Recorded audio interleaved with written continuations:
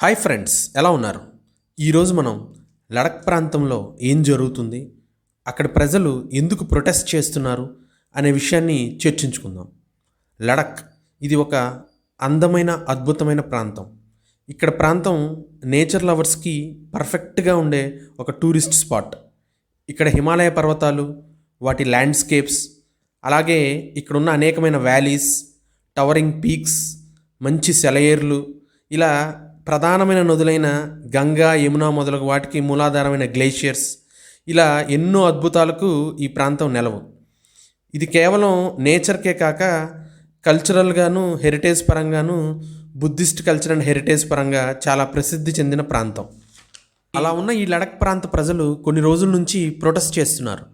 వారు దేని గురించి ప్రొటెస్ట్ చేస్తున్నారు, అసలు వాళ్ళ డిమాండ్స్ ఏంటి అని మనం గమనించినట్లయితే, మెయిన్గా లడఖ్ ప్రాంత ప్రజలు 4 డిమాండ్ల కోసం ప్రొటెస్ట్ చేస్తున్నారు. అందులో మొదటిది లడఖ్ స్టేట్హుడ్ డిమాండ్. అంటే లడఖ్ ప్రాంతానికి ప్రత్యేకమైన రాష్ట్రం కావాలని. దాన్ని వారు ఎందుకు కోరుకుంటున్నారు అని మనం గమనించినట్లయితే, మనం కొన్ని సంవత్సరాలు చరిత్రలో వెనకకు వెళ్లాల్సి ఉంటుంది. నిజానికి ఆర్టికల్ 370 రద్దు పూర్వం లడఖ్, కాశ్మీర్ ప్రాంతాలు, ఈ 2 ప్రాంతాలు ఒకే స్టేట్లా ఉండేవి. అప్పుడు ఆ స్టేట్కి ఉన్న ప్రత్యేకమైన పరిస్థితుల వల్ల మిగతా స్టేట్తో పోలిస్తే కొంచెం ఎక్కువ అధికారాలు ఉండేవి. అంతేకాక అవుట్ సైడర్స్ ఎవరూ కూడా అక్కడికి వచ్చి స్థిరపడే అవకాశం ఉండేది కాదు. ఆ సమయంలో లడఖ్ ప్రజలకు బడ్జెట్లో అధిక భాగం జమ్మూ ప్రాంతానికి ఖర్చు పెడుతున్నారని, తమ ప్రాంతం నిరాదరణకు గురవుతుందని చాలా అసంతృప్తి ఉండేది. ఆ తర్వాత ఎప్పుడైతే ఆగస్టు 5, 2019 ఆర్టికల్ 370 రద్దు చేయబడిందో, అప్పుడు జమ్మూ కాశ్మీర్ స్టేట్ని 2 యూటీలుగా విభజించబడింది. అప్పుడు జమ్మూ కాశ్మీర్ ఒక యూనియన్ టెరిటరీగాను, అలానే లడఖ్ ఇంకో 2వ యూనియన్ టెరిటరీగాను యాడ్ అవటం జరిగింది. మొదట్లో ఈ నిర్ణయం తీసుకున్నప్పుడు లడఖ్ ప్రాంత ప్రజలు చాలా సంతోషించారు. కానీ నేడు మళ్ళా వారు రోడ్లపైకి వచ్చి ప్రొటెస్ట్ చేయడం మొదలుపెట్టారు. దానికి కారణం ఏంటి అని వాళ్ళు ఆలోచించినట్లయితే, సాధారణంగా యూనియన్ టెరిటరీలు 2 రకాలుగా ఉంటాయి. అందులో ఒక రకం ఏంటంటే, ఇందులో అసెంబ్లీలు, మంత్రులు ఇవన్నీ ఉంటాయి, పీపుల్స్ రిప్రజెంటేషన్ ఉంటుంది.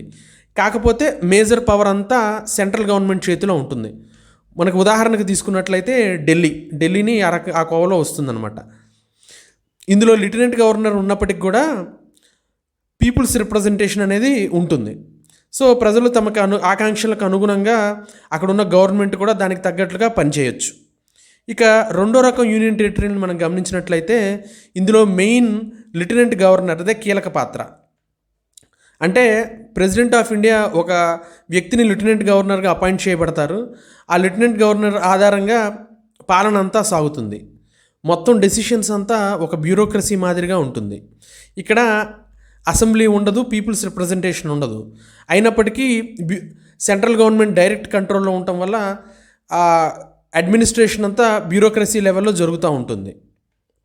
లడఖ్ అనేది ఈ ప్రాంతానికి, ఈ కోవకు చెందిన యూనియన్ టెరిటరీ.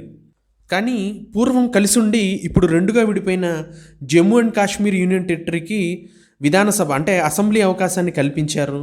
కానీ లడఖ్ ప్రాంతానికి విధానసభను కల్పించలేదు అని అక్కడ ప్రజలు కొంత అసంతృప్తికి లోనయ్యారు.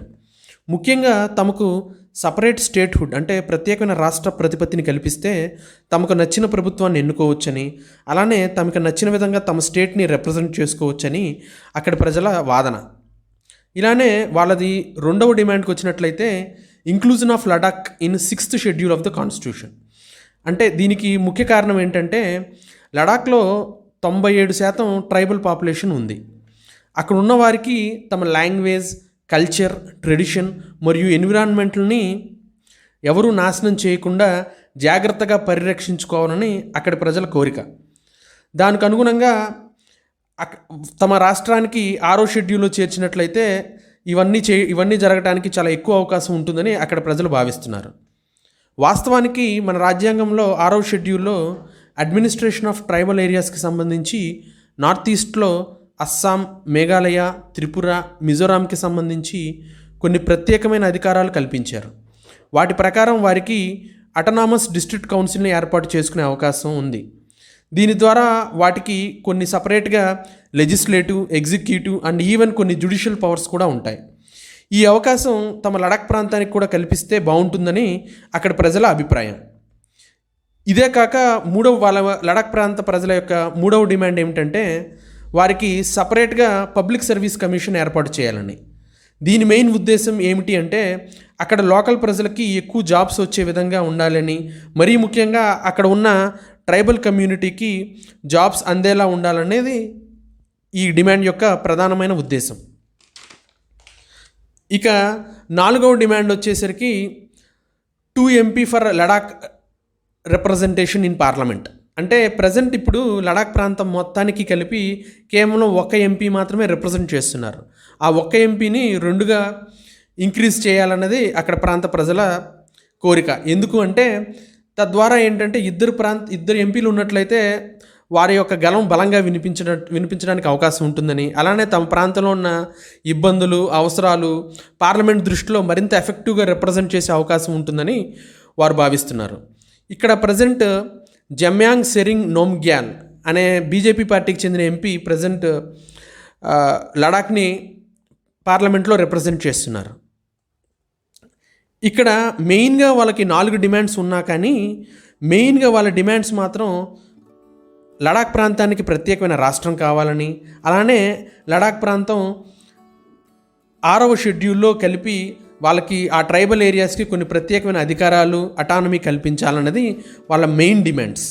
ఇక ఈ డిమాండ్స్ మీట్ అవ్వడానికి లేదా అమలు పరచడానికి ఉన్న ఛాలెంజెస్ అంటే దానికి ఉన్న అవరోధాలు కానీ లేకపోతే ఉన్న ఛాలెంజెస్ ఏంటి అని మనం నిశ్చితంగా గమనించినట్లయితే నిజానికి లడాక్ ప్రాంతం జియోపొలిటికల్గా చాలా ఇంపార్టెంట్. ఎందుకంటే ఇక్కడ అనేకమైన పాసెస్, ఓపెనింగ్స్, అలానే సెంట్రల్ ఏషియా, ఈస్ట్ ఏషియాకి ఇది ఒక గేట్వే లాంటిది. అంతేకాక చైనా, పాకిస్తాన్తో ఇది ఇంటర్నేషనల్ బోర్డర్స్ షేర్ చేసుకోవటం వల్ల ఇది ఒక బఫర్ జోన్గా పరిగణించబడుతుంది. అందువల్ల సాధారణంగానే నేషనల్ సెక్యూరిటీ దృష్ట్యా ఇక్కడ సెంట్రల్ గవర్నమెంట్ కంట్రోల్లో ఉండాలని, మరీ ముఖ్యంగా చైనా లాంటి దేశాలతో ఈ ప్రాంతాల్లో ఘర్షణ వాతావరణం ఏర్పాటవడం వల్ల ఈ ప్రాంతాన్ని మరింత కంట్రోల్ చేయాలని అనుకుంటుంది. ఇక 2వ ఛాలెంజ్ వచ్చినట్లయితే inclusion of Ladakh in 6th schedule of the constitution. అంటే లడాక్ ప్రాంతాన్ని 6వ షెడ్యూల్లో చేర్చడానికి ఉన్న అవరోధాలను మనం గమనించినట్లయితే వాస్తవానికి కాన్స్టిట్యూషన్ ఆఫ్ ఇండియాలో 6th షెడ్యూల్ ప్రవేశపెట్టడానికి మెయిన్ కారణం ఏంటంటే నార్త్ ఈస్టర్న్ స్టేట్స్. ఆ నార్త్ ఈస్టర్న్ స్టేట్స్కి సంబంధించి అక్కడ ఉన్న ట్రైబల్ ఏరియాస్ని ప్రొటెక్ట్ చేసే ఉద్దేశంతో 6th షెడ్యూల్ ఆఫ్ ద కాన్స్టిట్యూషన్లో అక్కడున్న రాష్ట్రాలకి అవకాశం కల్పించబడింది. కానీ ఇప్పుడున్న లడాక్ పరిస్థితి వేరు. ఇక్కడ కూడా మెజారిటీ ట్రైబల్ పాపులేషన్ ఉన్నప్పటికీ ఇది నార్త్ ఈస్టర్న్ స్టేట్ కాదు. పోనీ ఈ ఏరియాని కూడా 6th షెడ్యూల్లో ఇంక్లూడ్ చేద్దామా అంటే చాలా ఇష్యూస్ ఫేస్ చేయాల్సిన అవసరం ఉంది. ఎందుకు అంటే దేశంలో నార్త్ ఈస్టర్న్ స్టేట్స్లో ట్రైబల్ ఏరియాస్ కాకుండా మిగతా దేశం మొత్తం మీద ఉన్న ట్రైబల్ ఏరియాస్ అన్నీ కూడా 5th షెడ్యూల్ కిందకు వస్తాయి. అక్కడ కూడా వారికి మరీ ముఖ్యంగా అక్కడ ఉన్న లోకల్ గవర్నర్స్కి కొన్ని ప్రత్యేకమైన అధికారాలు ఉన్నాయి. ఒక్క లడాక్ని ఇవన్నీ కాదని 6వ షెడ్యూల్లో జాయిన్ చేస్తే దేశవ్యాప్తంగా ఉన్న చాలా ట్రైబల్ ఏరియాస్ కూడా తమను కూడా 6వ షెడ్యూల్లో ఇంక్లూడ్ చేయమని ఆందోళనలు చేసే అవకాశం ఉంది. ఇలా వీరు చేసిన డిమాండ్స్లో ఇంకొక ఛాలెంజ్ ఏమిటంటే వీరికి స్పెషల్ స్టేట్హుడ్ కల్పించి 6th షెడ్యూల్లో ఇంక్లూడ్ చేసినట్లయితే అటానమస్ డిస్ట్రిక్ట్ కౌన్సిల్ అని అలా డిఫరెంట్ ఇన్స్టిట్యూట్స్ ఏర్పడి క్విక్గా డెసిషన్ తీసుకోవాల్సిన సమయం ఏర్పడినప్పుడు స్పీడ్గా డెసిషన్ తీసుకోలేకపోవడం, దీనినే రెడ్ టేపిజం అని కూడా అంటారు. తద్వారా ఏంటంటే అఫీషియల్ డెసిషన్స్ డిలే అయ్యి ఒకవేళ నిర్ణయాలు త్వరితగతిన తీసుకున్నప్పటికి కూడా దాన్ని అమలు చేసే ప్రక్రియలో కొంత జాప్యం ఏర్పడే అవకాశం ఉంటుంది. ఇక వీరి డిమాండ్లకు తగ్గట్లుగా గవర్నమెంట్ ఇప్పటివరకు చేసిన చర్యలు ఏమిటి అని మనం గమనించినట్లయితే ఇండియన్ గవర్నమెంట్ కూడా లడాక్ ప్రాంత ప్రజల యొక్క ఆకాంక్షలకు అనుగుణంగా వారికి బడ్జెట్ పెంచి సస్టైనబుల్ డెవలప్మెంట్ చేయడానికి సిద్ధంగా ఉంది. అలానే అక్కడ ఉన్న ట్రైబల్ పాపులేషన్కి రిజర్వేషన్స్ 10% నుంచి 45% పెంచడానికి మార్గదర్శకాలు సిద్ధం చేసింది. అలానే అవకాశం ఉన్న ప్రతి చోట ఇండియన్ గవర్నమెంట్ వారికి ఆకాంక్షలకు అనుగుణంగా అవకాశం కల్పించడానికి రెడీగా ఉంది. ఇక ఫైనల్ కంక్లూజన్కి వస్తే నిజానికి లడాక్ ప్రాంత ప్రజలు వారు పెట్టిన డిమాండ్స్ చాలా జెన్యూన్ అయినవి.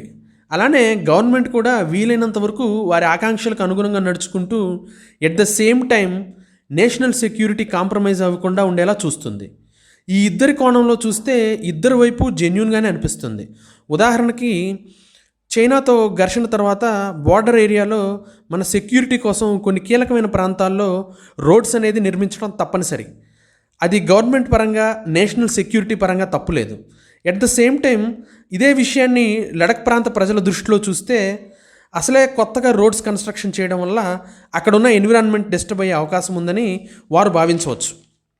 కనుక ఇలాంటి ఇష్యూస్ చాలా ప్రాగ్మాటిక్గా రెండు వైపుల నుంచి ఆలోచిస్తూ ప్రజల నుంచి కొంత రిప్రజెంటేటివ్స్తో ప్రభుత్వం అర్థవంతమైన చర్చలు జరిపి మరింత మెరుగైన డెసిషన్స్ తీసుకొని ఆ డెసిషన్లో అక్కడున్న ప్రజల్ని పార్టిసిపేట్ చేసేలా చేసి అక్కడ ఉన్న ట్రైబల్ పీపుల్ వాళ్ళ లాంగ్వేజ్, కల్చర్, అలానే అక్కడున్న ఎన్విరాన్మెంట్ డిస్టర్బ్ అవ్వకుండా at the same time national security compromise అవ్వకుండా రెండు వైపులా బ్యాలెన్స్ చేసే డెసిషన్ తీసుకుంటే మంచి ఫలితాలు రాబట్టొచ్చని నిపుణులు భావిస్తున్నారు.